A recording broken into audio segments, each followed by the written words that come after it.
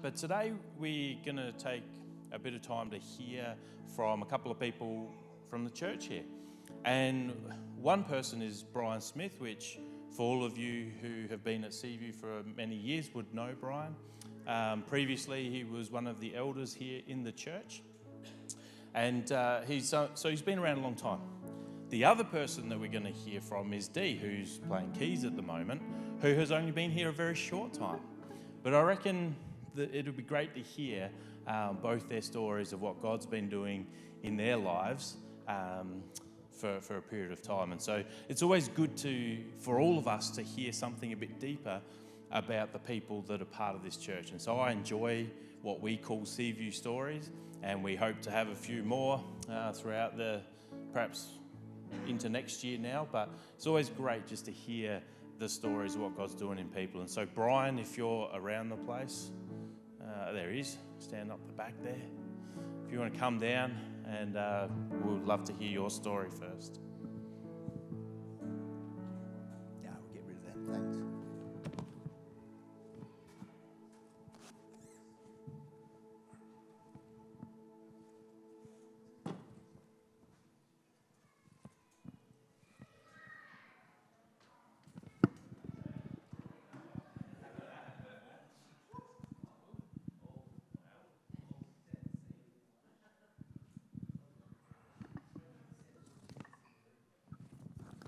Now, I know what you're thinking, that second glass of water is for Jesus, but it's not, it's for Dee when she comes up, so I'll get that out of the way. You would know, most of you would know Deborah, so I'm connected to her by marriage. Most of you would know Amy, who plays keys up here from time to time. But there's some things that you don't know about me, and I'm going to share some of that with you this morning. It's 10:34. Try and keep an eye on that. I loosely divide humankind into two sorts of hard wiring. One is a type of person that keeps the peace at all costs. And the other is more along the lines of me, which is possibly more confrontational, possibly not so easy to get along with sometimes. I remember standing in the corridor of our home in Plimpton some years ago. And Deb and I were having a calm discussion about an issue. And she said, I've got a good mind to throw this at you. I said, no, okay, give it your best shot. And she did. And the joy of that was that it was a rented premises and she was the one that had to clean it up. But you can see, perhaps God had some things in me that he had to deal with because of my sort of confrontational hard wiring and how I lived my life. So I just want to wind the clock back some years to when I was about 12 or 13. We as a family got asked to leave our church in no uncertain terms. And no need to go into the details, but that was a bit of a kicker. That was where things in my life started to unravel to some degree. We had a lot of toing and froing. I had a very strong-willed mum, and she and I did not get on at all. And it's a difficult thing to say about your mum, but if you can imagine hatred for somebody that spills over because you think that she is responsible for the breakup of family life. My hatred was so deep that you could say that it was like a struck match to Hiroshima. It was like, believe me, there was hate. And so hate and Jesus are probably not really good bedfellows, and it was one of the more bitter lessons that I had to learn in life.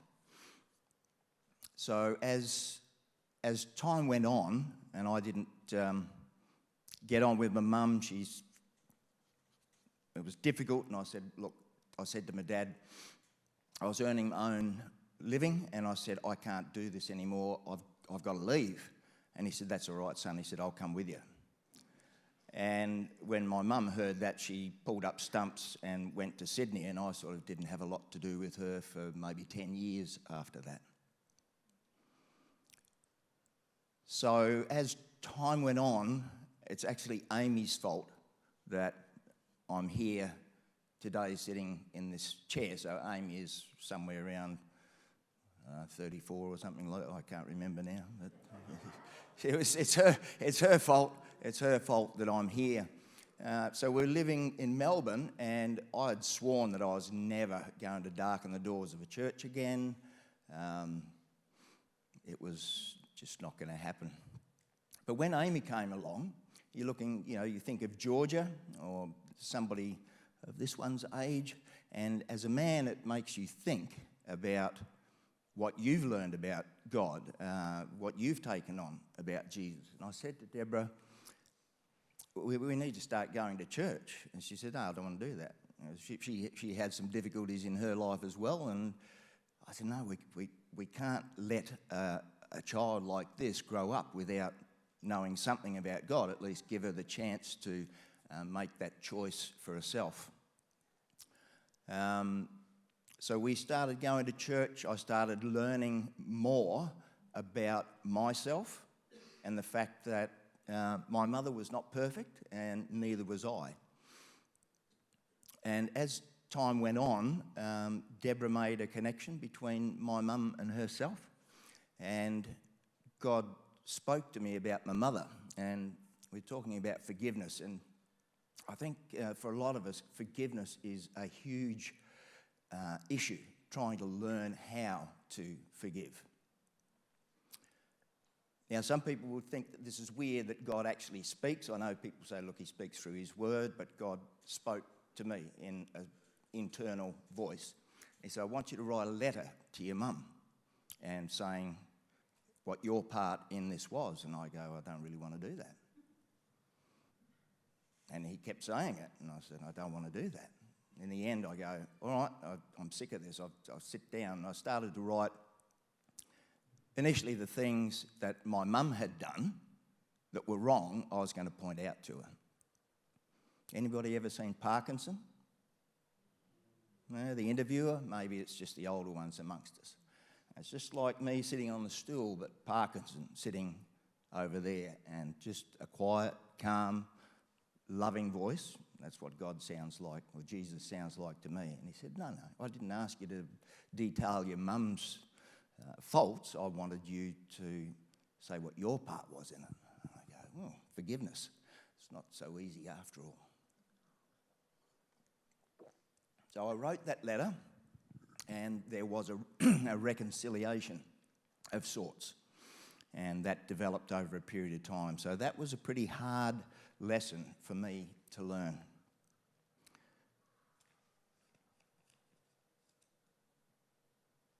The other things that I had to learn was not to be as judgmental. That's not to say that I've learned these lessons in full. I have not, unfortunately. But it's like an awareness of what you need to do. So a lot of this stuff happened in my 30s. And being judgmental, I didn't realise it until God pointed it out to me. And again, it was like Parkinson came to me, and he's going, do you know, Nick, at work, you're climbing on board some of the stuff that others are saying about him. I'm not super happy about that. Okay. So I need you to go and talk to him about it. So I'm not doing that. He said, no, I need you to go and talk to him about it. I said, well, what do I say? I said, well, tell him that you've been yaffling behind his back and that's not cool. So about a week later, I went to Nick, and invited him into a spare room where nobody was, and I said to him, Nick, you know, this is what's been going on. I'm sorry, don't really want to do that, but that's what's been happening. Would you forgive me? And he said, yeah, I forgive you, but what were you saying about me? And I said, that doesn't matter, just let's get this sorted out. And this morning I was reminded, I was up the back and I watched Kathy, and she had a hand raised in worship. And I remember sitting at the back in my church many moons ago, and it's just again about this judgmental thing. And I saw this lady down on the left-hand side, and she had a hand up, and for some reason I'm thinking, how ridiculous, like, this is dumb. What's she doing? That just looks so false. And Parkinson was sitting on his stool again, and he said, basically, shut your cake, old mate. He said, you just concentrate on me, and she and I will sort things out. Don't you worry about what somebody else is doing. You worry about you. Might have time for one more. The other thing that I had to learn about was God's provision, I guess, and it's he's tricky, God is. Because some would say, well, that was just circumstance, Brian. That wasn't God. But I was in very desperate circumstances at one stage. A young married man had zero money, and my mum-in-law had talked a lot to me about tithing, and I wouldn't have it because I go, well, I haven't got any money, so what am I going to tithe for? That just leaves me less than I started out with. Not a good idea. So she had talked to me about that, and we were in the hole for about three grand, three large. And it's Christmas time. I had nothing, and I go, okay, I'll give this thing a try. I don't think anything's going to happen. So I had a recurved bow that I used to love, and I thought I'll take it down to the second-hand shop, see what I can get for it, and I'll pass that on to somebody who needs it. So I got about $80 or something for it, and I passed it on via another person to this lady who was doing it hard in our church. And I thought, well, nothing's going to come of that. And I went to work at the beginning of that day, and as I said, it was near Christmas time, and I was looking on the notice board, and it said, due to staff leaving, we're going to put in so many weeks' pay, and my pay for that Christmas turned out to be $3,000. So, you know, God dug me out of a hole again. And just to finish, so my experience is that God speaks. He speaks in many different ways. He speaks to us in the way that we can hear him. And one of the disturbing things to me is, how am I doing? We under pressure? 2 minutes. One of the things that I have found is that there's always people who want to tell you that you're not saved because of your behaviour or questioning your salvation. I see it in, you know, some of the podcasts and so on. And I think, from my perspective, I hear his voice, and he says, my sheep hear my voice, and it sort of comforts me to know that I hear from God and that he is with me. And the other thing that I try to live by is, he says, just talk to me in everything that you do, and I'll straighten out the lumps and bumps of the path that you've got in front of you. And so my experience is locked in to that, and whatever my behaviour may be, my internal voice is that God does love me, that I hear from him, I speak to him, and I follow him in my own bumbling way. So I hope that sort of is a little bit encouraging to us all.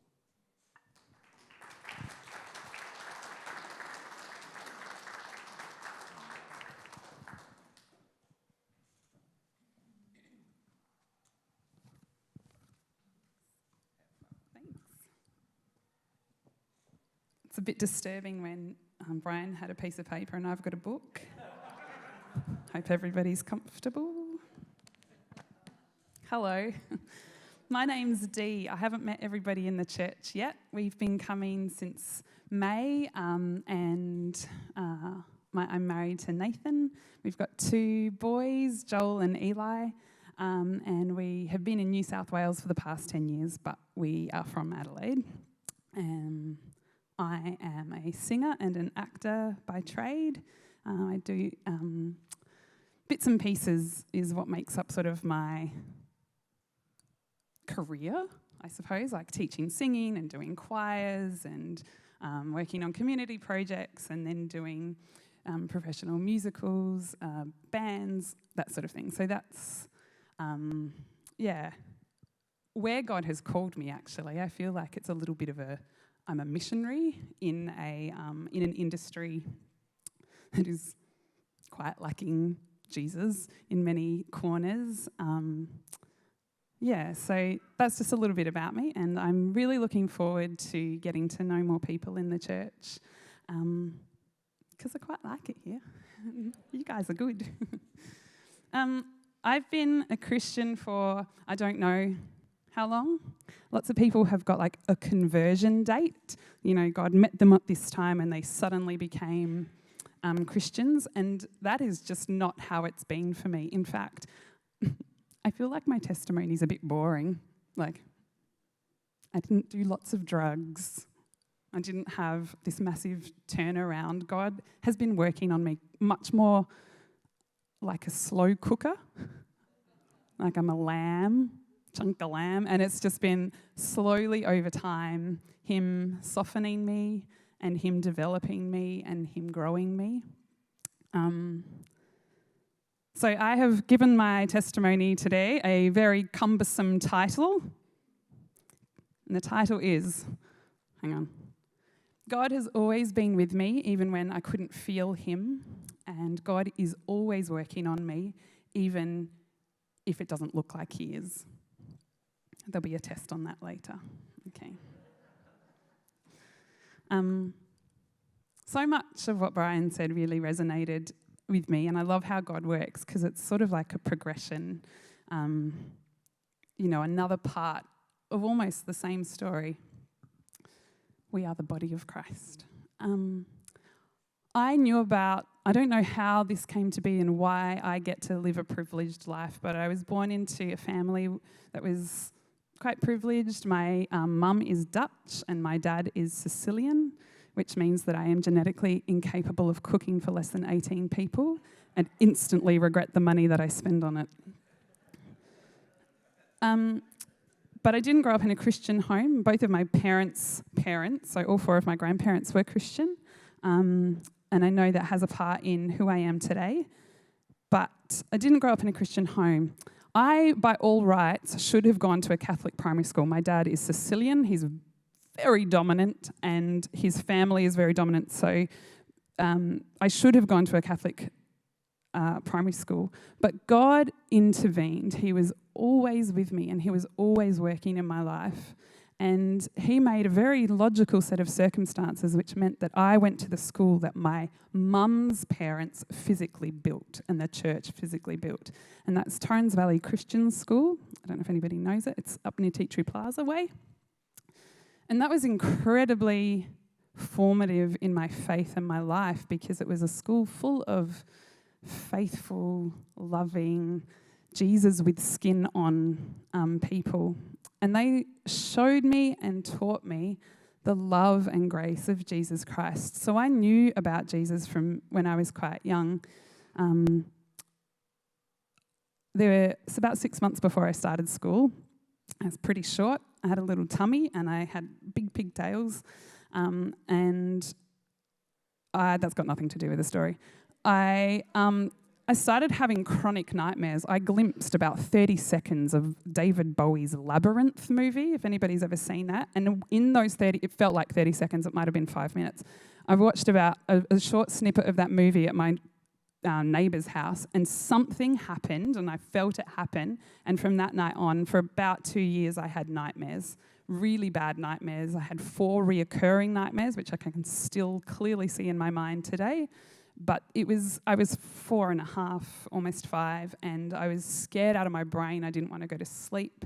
I would wake in the middle of the night crying, and I was very, very afraid. I thought I was going to die. It's a very strange feeling as a little one when you've got no basis for that and you don't have context and you can't logically think it through. I started going to Torrens Valley Christian School and started hearing the truth of Jesus Christ, and I think actually a lot of it came through song. What's the one, the Prince of Peace one? King of kings and Lord of lords, glory, hallelujah. Yeah, that one. Jesus, Prince of Peace. Yeah. So I knew that I could, at that point, speak to Jesus and ask him for help with my nightmares. And so it might have been 6 months after I started school, I started asking Jesus before bedtime if he would take away my nightmares. It was only in writing this that I realised he didn't take away my nightmares, actually, straight away. It was probably another 9 months after I started praying that the nightmares went away. But when I started praying, I had peace. I wasn't afraid to go to sleep anymore. God is always working in us, and he doesn't necessarily take away the hard things, because it's in the hard things that we find him, that we know more of him, and that we get an understanding of how much he loves us, which seems like counterintuitive, but it's really beautiful because he stays with us and he grows us and he leads us to a new thing after that. Years went by, all of the years of school, and I really forgot about that tangible presence and Jesus' peace that I had experienced as a little girl. I was very strong-willed and I knew all of the things, and made some stupid choices. And by the time I hit year 12, I knew about Jesus because I was still at Torrens Valley Christian School and I still knew of Jesus, but I wasn't living for him. I made so many dumb choices. I was just living, trying to do my best on my own, knowing who Jesus was, but not really going there as such. But in year 12, I knew I wanted to study music, and God intervened again. He brought the band and the music ensembles of a music and a Christian music college in Sydney called Wesley Institute at the time. It's now called Excelsior College. So he brought them to our school, and I saw them, and I went, I want to do that, because I knew that I wanted to work out my faith. I was either going to be a Christian or not. And at the moment, I was sort of, whatever. So I was like, I'll go there, and either I'm going to be a Christian or I'm just not, and I'm going to leave it to the side. And God worked. But again, it was slow. Like, really up until this point, that experience that Brian was talking about of having the voice of God, having an experience of him, having a relationship with him, was not, I didn't have that. And I saw other people around me having it, and I was desperate for it. I knew that I believed, but I still hadn't had what I could see other people. There was a beautiful, beautiful girl at Wesley. Her name is Gina Spanky, which is just the best name ever. And she would smile and raise her hands, and she would just she would lead worship, and I could just see that she knew who Jesus was. And I desperately wanted that.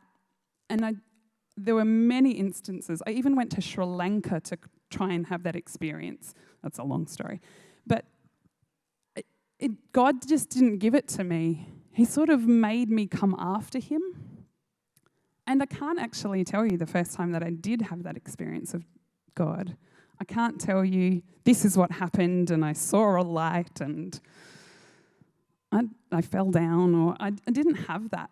And it's just not been the way my life has been. God has always gently, patiently waited for me and coaxed me and loved me and operated just for me. It's taken me a really long time to be able to say, I am God's beloved. I am enough, just as me. I don't have to try. I don't have to live on my own. I don't have to do all of the things. I am enough because of Jesus. And so I think for me and for many of us, I think if when we doubt and when we're having trouble in our life, or if we sort of know that we want to be with Jesus but it's not kind of happening or something, I think God is just asking us to keep going and to keep looking to him and keep trusting him. Yeah. The end.